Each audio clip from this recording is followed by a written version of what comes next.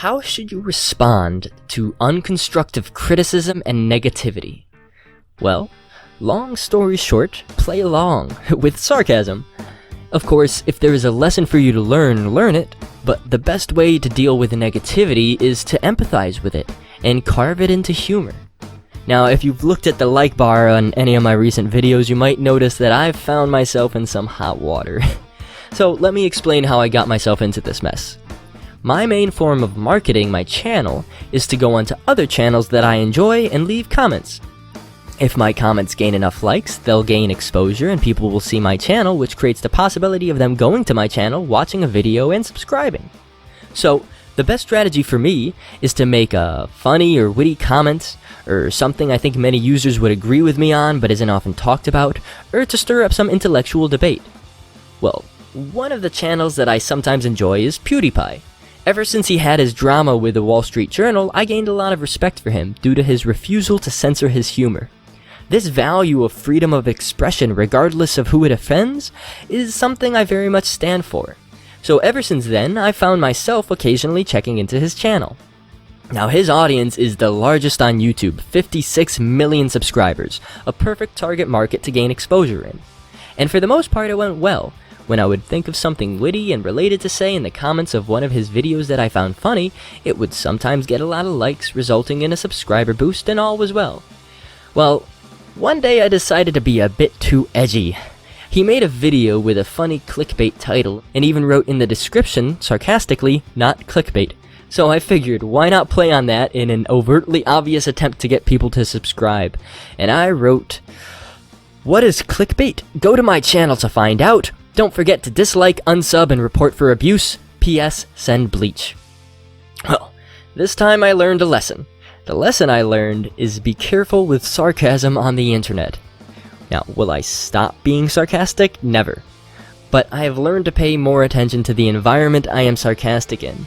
Now, I still think it was a funny joke, and I can't help but see the humor in the situation. It's like everyone is playing along with the joke. I asked them to dislike, and they did, but only because I asked them to. If only it would work so well if I asked them to like and share. But there is also another important lesson to be had from this. You see, seeing all those dislikes really offends me. As someone who grew up constantly offended, it took hurting a lot of friends for me to realize that being offended is on you, and being offended can hurt people. When you get offended, it isn't the other person's fault. This happening is going on entirely in your head.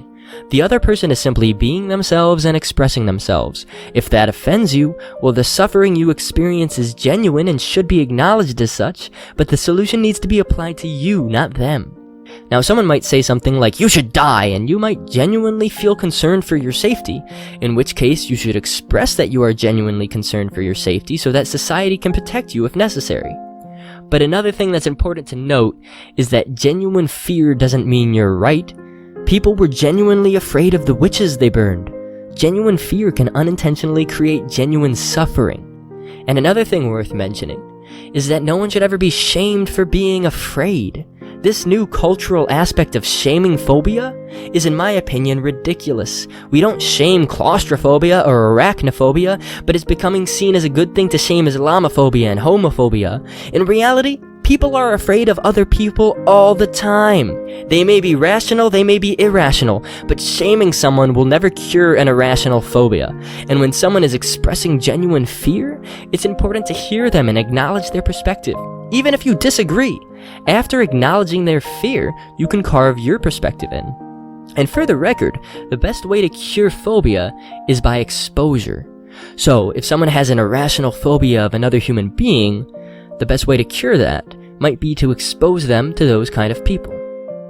At the end of the day, this process of fear and being offended creates a whirlwind of excuses to treat others in ways that we would not want to be treated ourselves. We can't stop being afraid and offended, but we can gain the self-awareness to say that it doesn't make us right.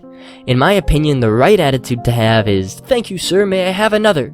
It might be a bit of a cuck attitude, but sometimes being a cuck is the right thing to do.